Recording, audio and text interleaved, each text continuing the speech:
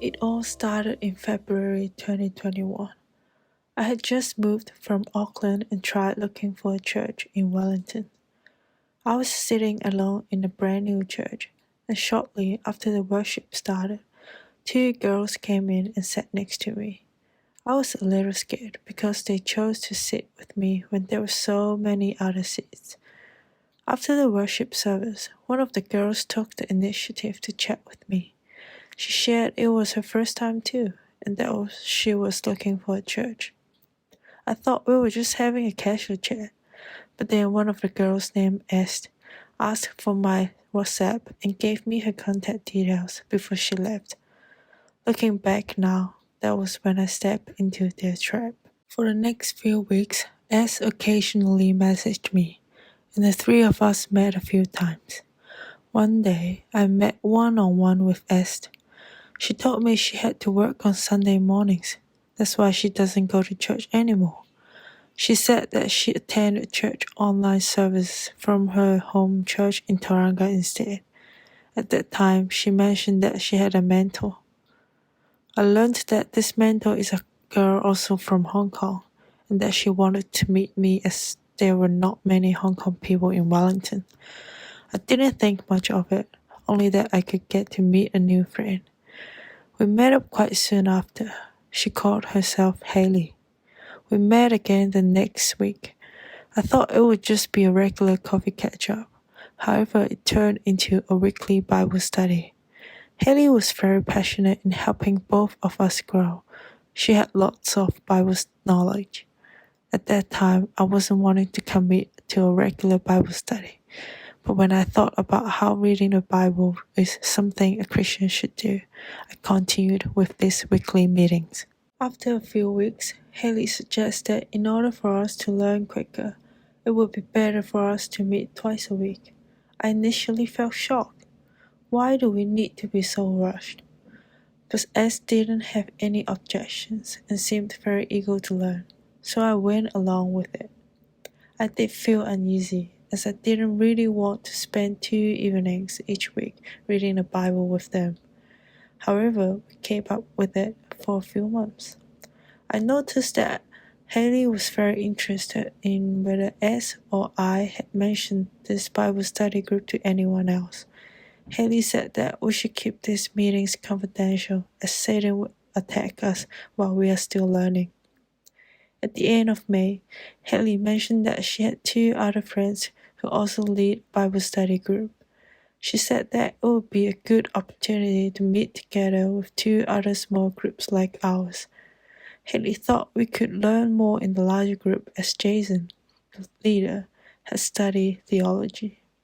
However, this group met on Wednesday evenings, and every Wednesday I have basketball tournaments. I needed to make a decision between choosing basketball or Bible reading. She gave me time to consider. To be honest, I didn't want to go. I started to feel a bit of resentment towards this group. However, I couldn't bring myself to choose basketball over Bible study, so I chose to go to these meetings and gave up going to basketball. Bible study group consists of 9 people, 3 teachers, 6 students. Jason was the main teacher. Haley and other teachers would support him. They were very low-key. None of them mentioned use of social media. Their WhatsApp accounts had no profile pictures. I rarely heard them talk about their other friends, and neither of them attend church services. They also rarely took photos. At the beginning, Jason started with teaching the parables in the Gospels. It was also the reason I continued with the Bible study, as I hadn't studied the Bible in depth like this before. Though I may have done so reluctantly, I did learn a lot. But around September and October, Jason started to teach more about the visions and imagery seen in the book of Revelations. Essentially, he said that the second coming of Jesus is now. Christianity has already become corrupt and is being used by Satan. God hopes that his people can escape from it and go to the new heaven and new earth he has prepared for us. God's people should hear this and take action to witness the fulfillment of the prophecies written in the book of Revelations. Jesus' first coming was the fulfillment of the Old Testament prophecies. The second coming is when Jesus has chosen another person whom he will speak through. He will tell people that it is the second coming now, and that prophecies from the New Testament are already being fulfilled. Throughout this, the teachers never mentioned who this person was, or who they believed God's people were, or where they are now. They only described this person as the new John or Mount Zion. I also didn't ask further questions, as I believed that at the right time they would choose to tell me more. When Jason taught the accusation against Christianity being corrupt, my own beliefs were shaken. I struggled. I really wanted to confirm whether the things he taught were correct, so I spent a lot of time reviewing what they taught, but I never found a definite answer. It was also difficult to confirm that they were a cult, because at the time they appeared to be biblical and believed in the crucifixion of Jesus. In November, Haley told our group her real name. She explained that she would use a pseudonym because her aunt was connected to the Chinese church in Auckland. She had conflicts with her aunt over her faith, and her aunt told others to be aware of her. Therefore, she could only continue the work of God and lead others to read the Bible by using a pseudonym. One time when I met with S, I asked whether Haley was already using this name when she met her about a year ago. She wouldn't answer me directly. When I returned to Auckland for the Christmas break, I finally explained to my friends at church what I had learned over the past year.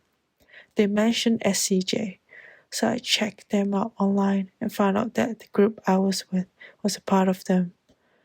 After researching more, I confirmed that they were a cult. Although they hadn't taught me the extreme teachings at the time, I realized how they were trying to gradually lead me to believe in their leader. Once I knew that, I finally breathed a sigh of relief and left the group with no regrets. The first photo of the 9 of us getting together for the first time. I remember asking Haley for it because I wanted to show it to my parents. She replied after 2 days. I noticed Jason was cut out of the photo. Looking back at a group of 9 people, I've since learned only 3 of us were not already SCJ members. The others were just pretending to be students, pretending not to know Jason's teaching. In fact, each of them really deserves an Oscar. All of them are movie stars, especially S. When I recall all the conversations I had with her, I think about how many of them were filled with lies. Even though some time has passed, I'm still in disbelief that this happened. I managed to stumble across a cult, and even studied with them for more than 10 months. After I realized they were a cult, my first response wasn't to blame myself, but rather to thank God. This is because God finally answered my prayers. I had been praying about my doubts towards this group for 6 months. God answered me in 2021 when I chose to leave the cult. I'm grateful that God created me to be so stubborn, brainwashed by Shincheonji for 10 months, but still able to hold onto the truth and to learn more about my faith.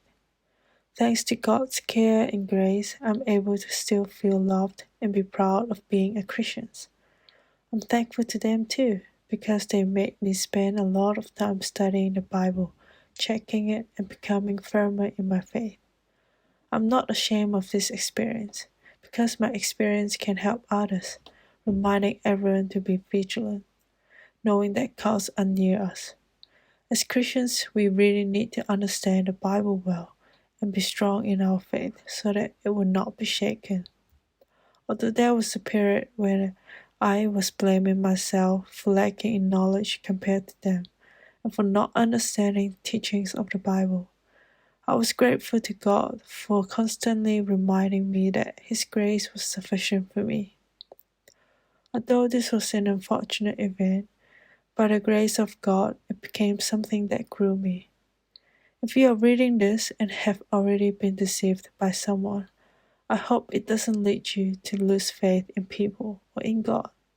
I hope that you won't feel ashamed because you have been deceived. I hope it will not stop you from seeking God. Cults like to target people who seriously seek God, but God sees our true desire for Him. Our brothers and sisters in Christ will support you. May the Lord bless you and keep you.